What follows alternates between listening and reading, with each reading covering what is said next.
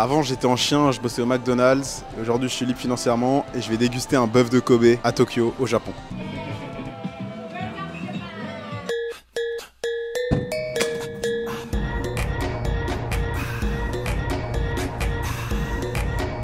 J'ai envie d'y aller parce que je regarde pas mal d'animés et de mangas. Mon Fuji. La question c'était est-ce que tu peux avoir une relation quand tu es un jeune entrepreneur, que tu débutes, etc. Voilà. Donc pour moi la réponse c'est la différence entre le Candy de maintenant qui se retrouve au Japon en train de kiffer sa vie, de voyager, de kiffer, et le Candy qui était au McDo il y a quelques années.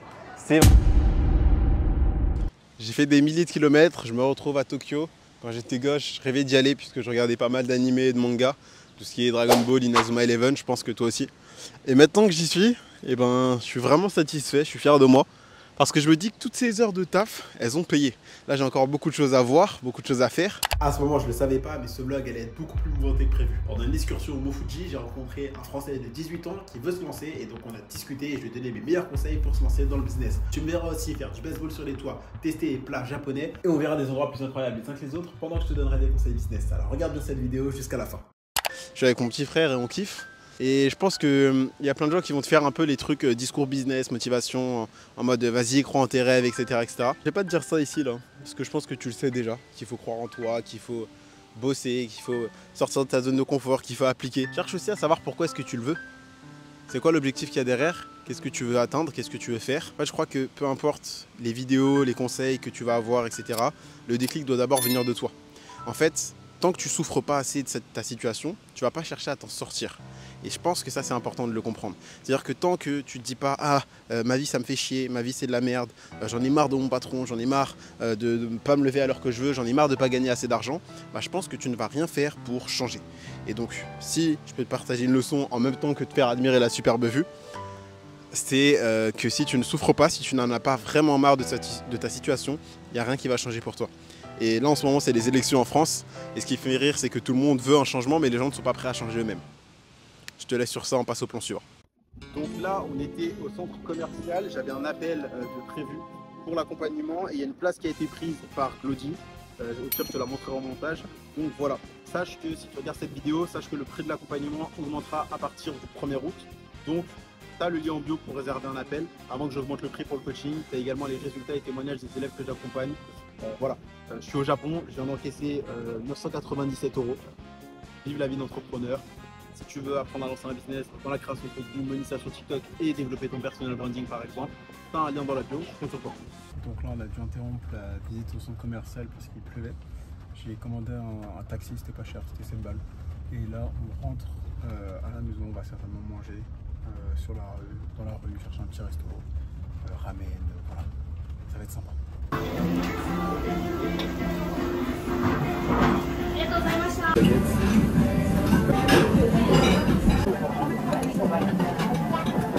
Donc là on va aller à Shibuya Crossing, donc il pleut un petit peu. Je vais t'emmener avec moi, on va prendre les transports, je pourrais prendre taxi etc comme hier. Et là j'ai un peu envie de visiter, de me confondre au Tokyo Heat et au japonais.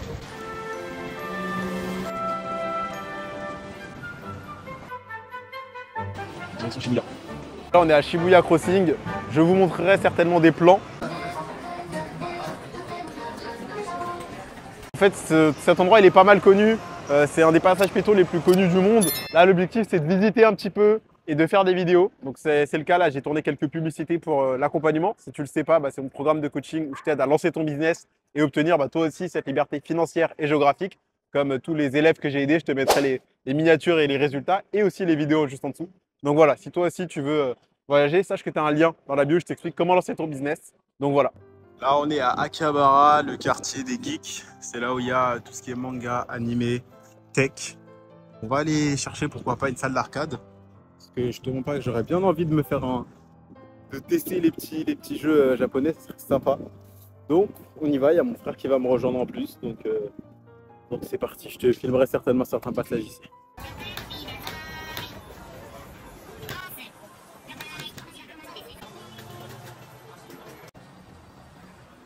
Ma wishlist des choses à faire au Japon. Donc il y a aussi du baseball sur les toits, des arcades, manger des sushis même si je déteste ça. Donc, on va voir, parce qu'en plus, quand je vois les réactions à mes stories, on parle beaucoup de bouffe. Donc, je vais devoir me sacrifier, manger des sushis. Fait par un maître japonais. Bon, ça va, il y a pire. Donc voilà. On va se. Oh là là! Mais regarde-moi ça, il n'y a que des trucs de jeux vidéo partout. Bon, hâte de te montrer tout ça.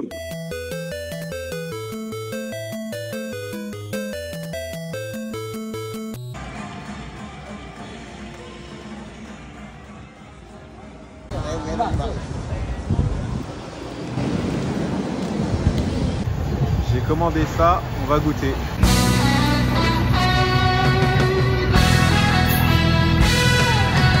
Donc à part le resto d'hier, c'est le deuxième plat japonais, on va dire, que je goûte. Magikarp, comme ça, là, les petits beignets. Je te mettrai une image. C'est super bon. On dirait de la gaufre. Bah, c'est de la gaufre en fait, fourrée. Et moi dedans j'ai choisi custard cream, c'est super bon. On se retrouve à Akihabara, c'est le quartier geek.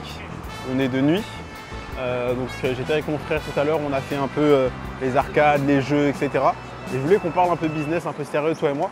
Là d'ailleurs, Akihabara, tu vas le voir, c'est aussi le quartier avec tout simplement les maids café. Donc c'est en gros des serveuses un peu kawaii, cute, etc. Bref, on va parler un peu business sur le chemin du retour. C'est le fait qu'aujourd'hui, tu regardes cette vidéo, tu es peut-être en train de dire oh, ça doit être trop bien d'être entrepreneur, d'être libre financièrement, de voyager, etc. Réponse oui. Spoiler, c'est très clairement le cas, pardon. Mais en fait, moi, la différence entre le Candy de maintenant qui se retrouve au Japon en train de kiffer sa vie, de voyager, de kiffer, et le Candy qui était au McDo il y a quelques années, c'est vraiment le passage à l'action. C'est-à-dire que j'étais pas à tout le temps regarder les vidéos YouTube. Je passais aussi à l'action. Et là, ça peut te sembler oh, mais c'est le discours que tout le monde sort, peut-être, mais en fait, c'est surtout la vérité. Et le truc, c'est qu'aujourd'hui, il y a plein de gens qui regardent des vidéos, mais qui ne passent pas à l'action, qui ne font absolument rien. Ça peut être soit par peur de l'échec, par peur d'échouer. Par exemple, dans l'accompagnement, il y a une garantie. Si tu n'as pas fait au minimum 15 000 € en un an, tu es remboursé. Ça peut être la peur du regard des autres. Par exemple, moi, je m'en bats les couilles, là, je filme la vidéo, rien à foutre. Que ce soit à Paris, que ce soit à Tokyo, je parle avec la même confiance devant la caméra. Et si jamais tu n'as pas envie de montrer ton visage, d'ailleurs, tu peux le faire, par exemple, avec la monétisation TikTok, comme la plupart des élèves qu'on a aidés et que j'aide, tout simplement, dans l'accompagnement. Mais bref, tout ça pour te dire que tu regardes cette vidéo, c'est cool, mais qu'est-ce que tu fais derrière? C'est bien, tu es motivé, tu es inspiré, c'est génial, mais qu'est-ce que tu mets concrètement en place? Est-ce que tu investis financièrement sur toi? Est-ce que tu bosses sur ton business? Est-ce que tu refuses quelques sorties pour bosser sur ton business? Donc je vais arrêter là pour pas que tu quittes la vidéo prématurément et on va reprendre le vlog du coup demain soir ou ce soir pour le dîner. Ce qui est bien à Tokyo, c'est que c'est ouvert pendant longtemps. Là, il est 23h30, j'avais faim, j'avais envie d'une pizza. Je sors du Domino's qui est ouvert jusqu'à minuit. En France, ça aurait été fermé depuis 22h. Donc voilà, ça fait extrêmement plaisir. Bon, alors aujourd'hui, on va visiter Tokyo Tower. Nous y sommes presque. Donc voilà la tour de Tokyo. Et la tour de Tokyo, je pense qu'elle a deux choses à t'apprendre. Niveau business et création de contenu. La première, c'est ne réinvente pas la roue, fais ce qui marche. Par exemple, il y a la tour Eiffel et tu as la tour de Tokyo. Ok. Ils n'ont pas réinventé, ils ont pris quelque chose qui fonctionnait, ils se sont inspirés. Mais bien évidemment, le but, c'est pas de chercher à copier-coller bêtement. Il faut chercher aussi à rajouter sa petite touche personnelle, ce petit élément différenciant. Ça peut être des expressions, ça peut être des couleurs, du branding, etc. Là, par exemple, c'est les couleurs. C'est à Tokyo, tu vois. Donc en fait, ce que ça peut t'apprendre, c'est regarde ce qui marche par exemple dans un pays, comme par exemple les États-Unis, les formats de vidéos qui fonctionnent, et inspire-toi-en pour le ramener dans ton pays. Ça peut être la France, par exemple. Par exemple, là, c'est les vlogs, tu vois. Et ensuite, cherche à te différencier en rajoutant ta personnalité, des anecdotes, des expressions, etc., etc. Voilà un petit conseil que niveau business, on va lier le voyage et le business. Par contre, il fait super chaud à Tokyo. Ce qui est bien, c'est que tu peux prendre un parapluie pour la pluie, mais aussi pour te couvrir du soleil. Et ce qui est encore mieux, c'est qu'il y a des distributeurs vraiment à toutes les rues. Donc là, on va prendre des boissons, on va prendre de l'eau. Tac, tac, tac. Ils ont un petit mélange de boissons eau avec lait qui est super bon. Je crois pas que c'est celle-là, mais j'avais goûté ça en arrivant et c'était super bon.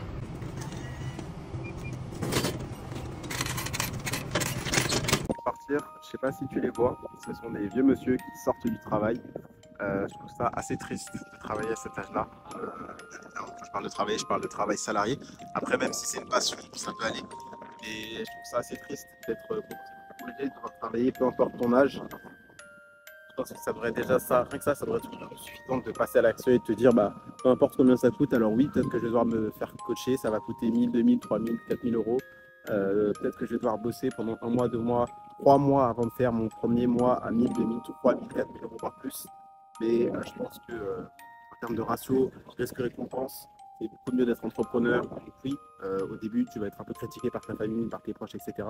Mais d'ici 1 mois, 2 mois, 3 mois, tu feras déjà 1000, 2000, 3000, voire plus. Tu ne seras pas obligé de travailler dans un job salarié. Tu auras cette liberté-là.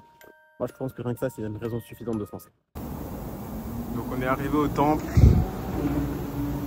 Et c'est plutôt pas mal. Si tu vois que ce plan n'a aucun sens, c'est à cause d'elle. Elle, c'est la brésilienne, elle a complètement chamboulé le voyage au Japon en me donnant de nouvelles adresses, des restos, des lieux à visiter. Donc je vais te montrer ça tout de suite. Elle m'a recommandé certaines adresses et elle m'a conseillé de ne pas manger avec les yeux, enfin de pas regarder ce que je mange, mais de juste goûter et tester. Il faut reconnaître que ça n'a pas l'air très appétissant quand même. Les gars, je retire ce que j'ai dit, c'est super bon. Donc faut pas juger à la première impression ou au regard. C'est un peu comme les gens qui parlent business et qui vendent des formations. C'est dingue parce que c'est pas très cher. Genre, ça me coûte 850 yens, ce qui correspond à peu près 4 euros.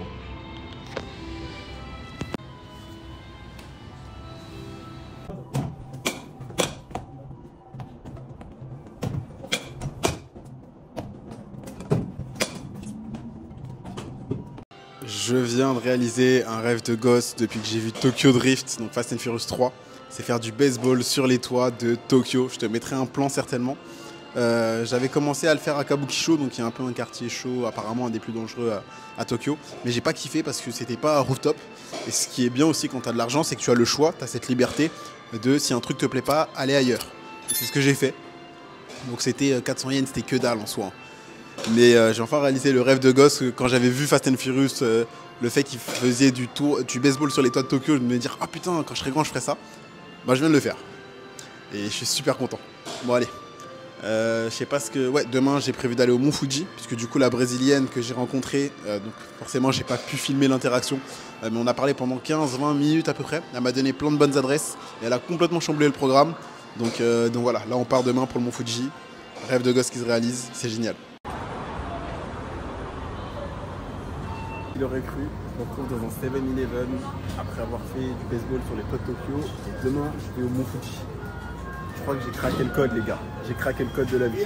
On se retrouve pour le matin du jour 3 ou 4, je ne sais plus. Aujourd'hui visite du Mont Fuji, je vais te montrer ça. Mais voilà, le Mont Fuji. Vas-y Sam. Donc là on va laisser un peu le Mont Fuji, il y a des marches, il y a des ours apparemment. Je vais te montrer ça, regarde. Tac.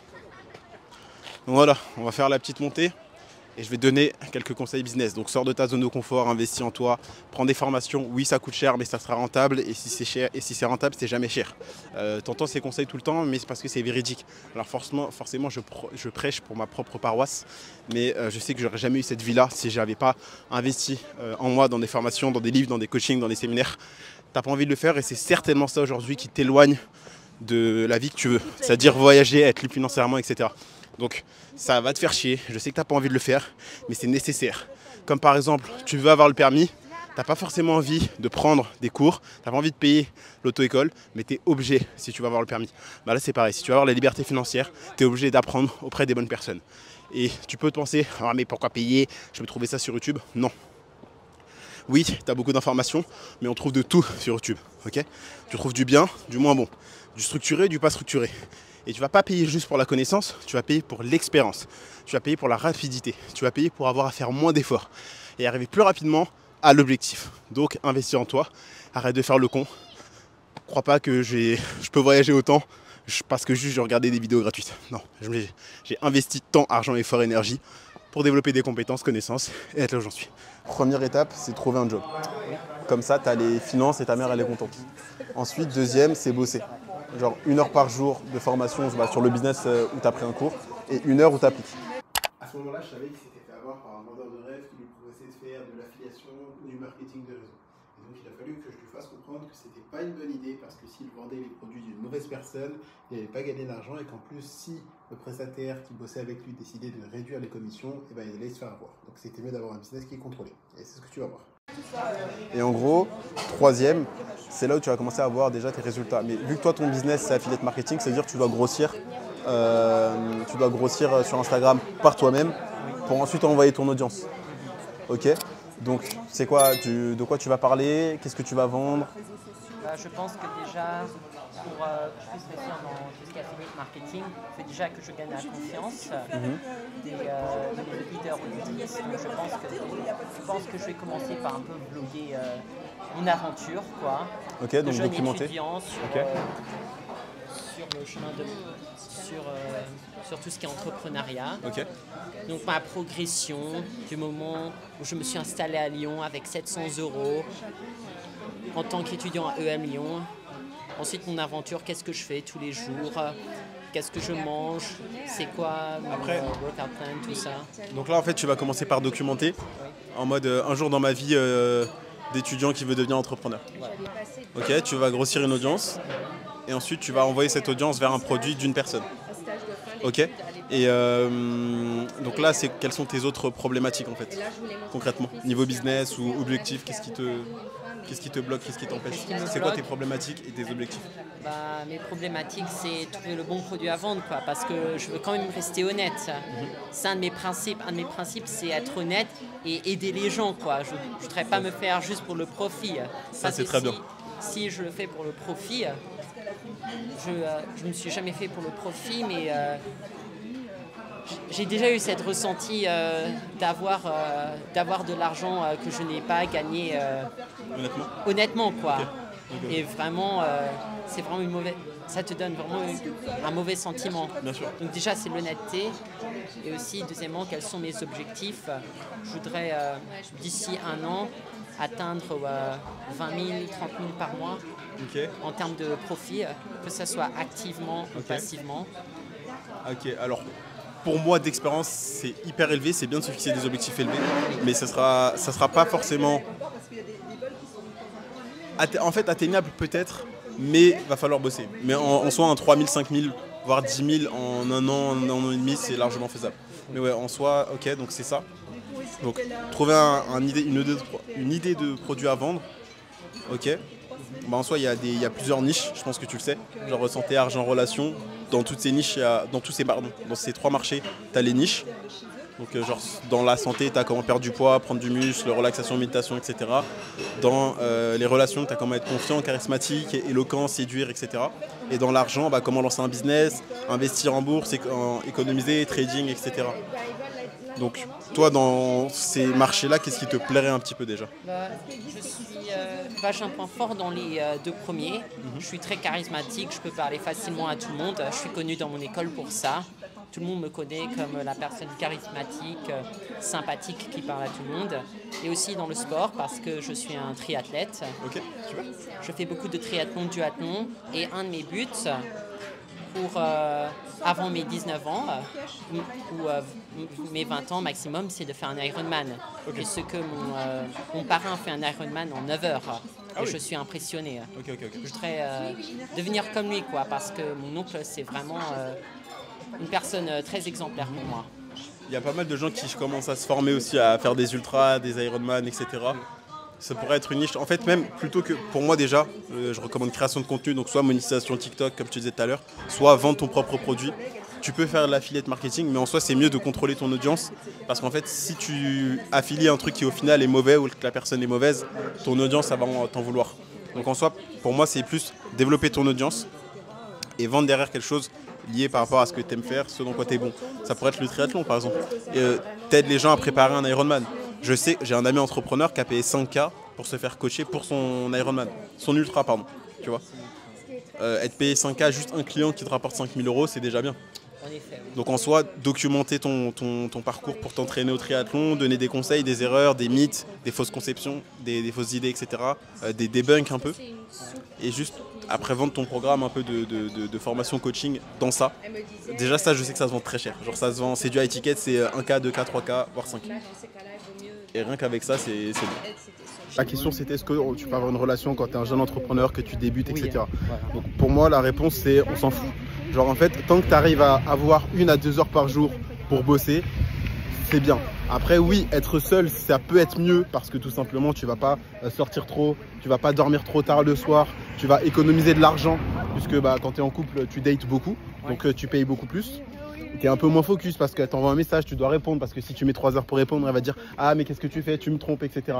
Donc forcément un entrepreneur qui est seul réussira selon moi plus rapidement, mais tu as aussi l'autre côté où avoir une meuf, une vraie bonne meuf, tu vas avoir ce soutien un peu émotionnel en mode ah qu'est-ce qui se passe dans ton business, comment je peux t'aider, etc., etc. Tu vois.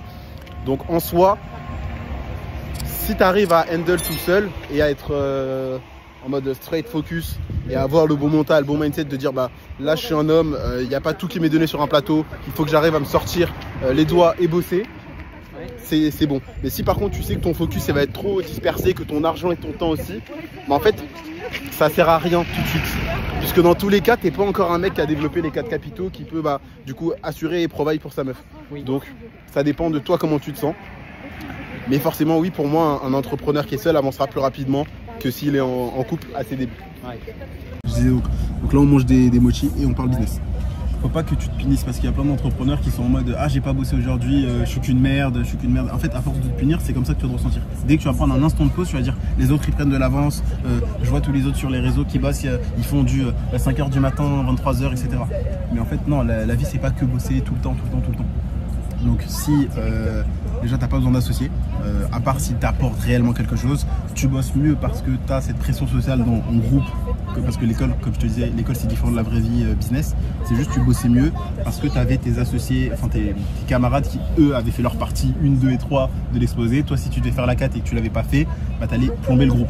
Donc tu avais cette pression sociale. Donc comment tu te l'ajoutes à toi-même, c'est pas en te punissant, mais c'est déjà en parler autour de toi. Par exemple, dire à ta mère ok tous les jours je vais essayer de bosser 1 à 2 heures sur mon business et l'objectif c'est que dans 3 mois, 6 mois, j'arrive à dégager 1000, 2000 euros par mois. C'est en fait mettre de la pression sociale. C'est parce que si tu arrivais à te réveiller à 6h du matin pour aller en cours, c'est parce que tu avais ton prof. Mais quand toi-même tu es tout seul le samedi à te réveiller à 6h du matin, tu snoozes, tu vois. Parce qu'il n'y a pas cette obligation. En fait, c'est envie ou aléatoire. Il faut que tu arrives à transformer cette aléatoire en obligation. Donc oui, tu peux mettre des sanctions, des punitions, mais aussi rajouter pression sociale. Qu'est-ce que les autres vont dire? J'ai dit à telle personne que je ferais ça et je ne l'ai pas fait, je me sens mal. Et même prendre cet engagement envers toi. Tu peux faire un peu le tableau d'habitude avec les croix pour tous les jours où tu as bossé, pour ne pas rater un jour de croix, tu vois. Mais tu peux aussi t'autoriser des pauses. Donc en vrai, c'est pas juste te punir, mais c'est en parler autour de toi. Tu peux aussi parier par exemple de l'argent avec un ami et lui dire tous les jours je vais poster une vidéo. Et si je poste pas une vidéo par jour pendant 1 mois ou 2, je te passe 50 euros, tu vois. Donc parier de l'argent. Parler de ton objectif autour de toi pour déjà toi-même avoir cette pression, mais aussi la pression sociale et chercher à faire un petit système un peu de récompense et d'habitude avec les croix. Mais c'est pas genre juste te punir. Beaucoup de personnes qui ont cette mentalité de faut que j'ai la mentalité, ensuite je lancerai mon business et c'est cela. Mais c'est aussi beaucoup de bullshit en mode de regarder les 7 habitudes des millionnaires, les conseils productivité, etc. Et en fait juste les gens consomment, mais concrètement ils font rien. Tu vois. Donc vouloir développer des bonnes habitudes c'est bien, mais en soi comme je te disais, moi novembre 2023 j'ai fait 33 000 euros de chiffre d'affaires. Je me réveillais à 10h, j'allais à la salle et après je faisais 1 à 2 heures de taf et c'était bon, tu vois, je gagnais 1K voire 1K et demi la journée. Donc en soi les bonnes habitudes, ne pas jouer aux jeux vidéo et tout, on s'en bat les couilles. Genre vraiment le plus important c'est juste est-ce que tu as fait tes 1 à 2 heures de taf, est-ce que tu as fait le taf ou pas. Peu importe l'heure à laquelle tu te lèves, l'important c'est ce que tu fais les heures de réveil. Donc en soi tu peux jouer, comme je te disais tout à l'heure, tu peux jouer 2h30 dans la semaine si tu as fait tes 2 heures de taf et si tu as vraiment fait les tâches que tu devais faire. Donc en vrai, pour moi, c'est plus ça. Et l'objectif dans 1 à 3 mois déjà, ce serait d'avoir ton job. Parce que là, tu as 18 ans, tu vas partir à Lyon, du coup, de Singapour à Lyon. Donc c'est trouver ton job, avoir une meilleure situation financière, économiser de l'argent, te former en création de contenu, par exemple, et poster une vidéo par jour. Et ensuite, juste 1 heure où tu te formes, 1 heure où tu appliques. Et en gros, pendant l'heure où tu te formes, tu apprends des choses en marketing, en copywriting, en persuasion, en psychologie humaine, en création de contenu. Et ensuite, l'heure où tu bosses, c'est juste faire une vidéo. Tu fais juste une vidéo. Et la vidéo que tu fais, ça peut être, par exemple, comme je te disais tout à l'heure, genre conseil, top 3, erreur, comment j'ai X, comment j'ai Y, comment telle personne a fait ça, parler des mensonges, des erreurs, des fausses conceptions. Et c'est juste pour moi ça les meilleurs trucs. Et en fait, tu te fixes un objectif en termes de chiffres temporellement défini. Par exemple, dans 6 mois, tu veux gagner 2000 € par mois avec ton business en ligne. L'objectif quotidien, c'est par exemple de poster une vidéo. L'objectif du mois, ça va être de commencer à créer ton offre. L'objectif dans 2 mois, ça va être de commencer à faire la promotion de ton offre, donc en parler sur les réseaux, tu vois. Et juste poster une vidéo par jour, parler à un certain nombre de personnes, faire une story par jour et faire en sorte que les acheter de gens qui cliquent sur le lien en bio pour acheter. Et ça, c'est concret, c'est pas juste avoir des bonnes habitudes, avoir le bon mindset. Ça, c'est un peu les trucs que tu vois, genre les vidéos Yumi Denzel, etc. Et concrètement, là, ce que les gens veulent et ce que toi tu veux, je pense, c'est du concret, c'est avoir des résultats. C'est pas juste te dire, ah bah je me suis bien levé à 5 heures, j'ai pris ma douche froide, mais je gagne pas 1 €. Il y a plein de gens, c'est ça, tu vois. En vrai, non, fais juste des tâches concrètes et à partir de là, c'est bon. Moi, c'est juste ça. Nous voilà au temple Senzoji et il y a énormément de monde. J'en ai parlé dans une vidéo, mais aujourd'hui, si je m'étais réveillé plus tôt, il n'y aurait eu aucun touriste. Et le parallèle que je veux te faire, c'est toi qui attends avant de te lancer dans un business. Tu vas tellement attendre qu'il y aura trop de monde et que l'opportunité sera saturée. J'ai envie de faire une folie et d'acheter un petit kimono au Japon. Sumimasen. Hi. Abai large. Oh, sugoi.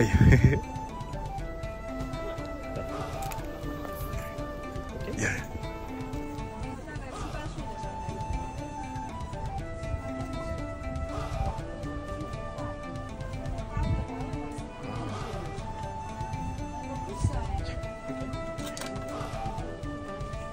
On va prendre ça, les gars.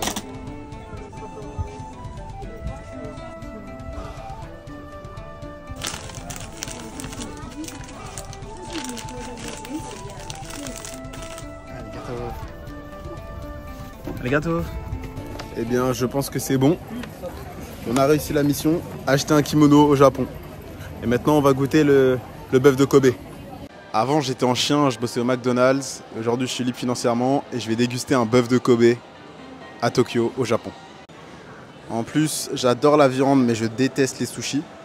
Est-ce que ça serait pas l'occasion de, peut-être, se rabibocher avec les sushis?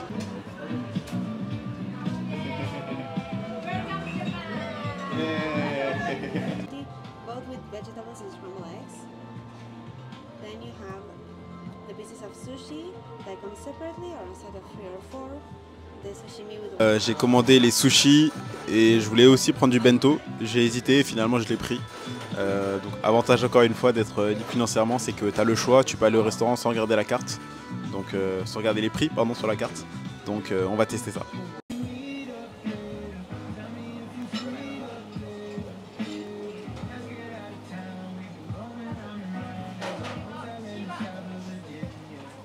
J'ai commandé un sushi pour tester, puisque habituellement j'aime pas ça. On va voir, c'est parti.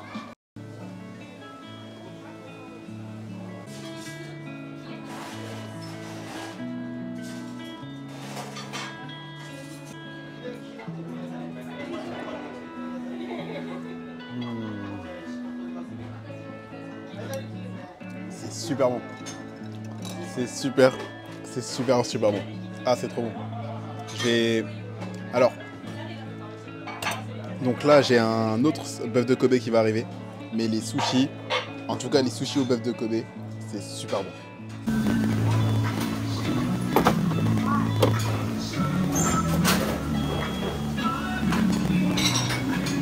Et voilà un bento.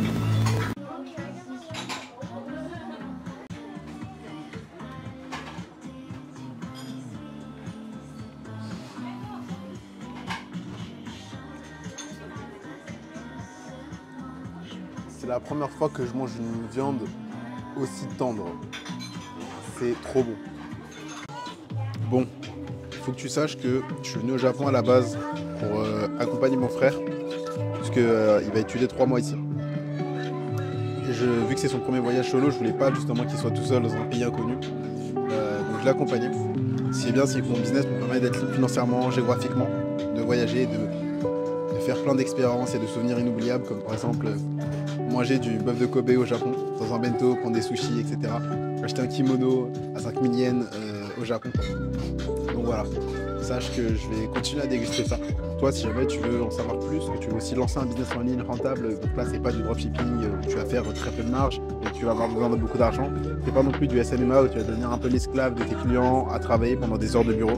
Si jamais toi ce qui t'intéresse c'est la liberté financière, c'est devenir ton propre patron, quitter ton job, alors là je te parle pas de devenir millionnaire, mais je te parle de pouvoir kiffer et profiter de ton argent en étant jeune, d'avoir ton temps, ta liberté financière et géographique. Si par exemple toi aussi tu veux goûter du bœuf de Kobe à Tokyo, sache que tu as un premier lien dans la bio pour réserver un appel pour mon coaching qui est l'accompagnement. Donc je t'invite tout simplement à cliquer dessus. Si toi aussi tu veux concrètement avoir des résultats, comme les nombreuses personnes que j'ai aidées, je te mettrai les avis et les témoignages dans la description. On va continuer. Bye. Et voilà, on a mangé le bœuf de Kobe. Mesdames et messieurs, j'ai l'honneur de vous présenter le terrain de foot mythique de tous les animés de football, penché à côté de la rivière. C'est incroyable, on voit aussi la vue sur le Tokyo Skytree qui est là-bas. C'est génial. Let's go. Yes, go. Sakai, allons-y.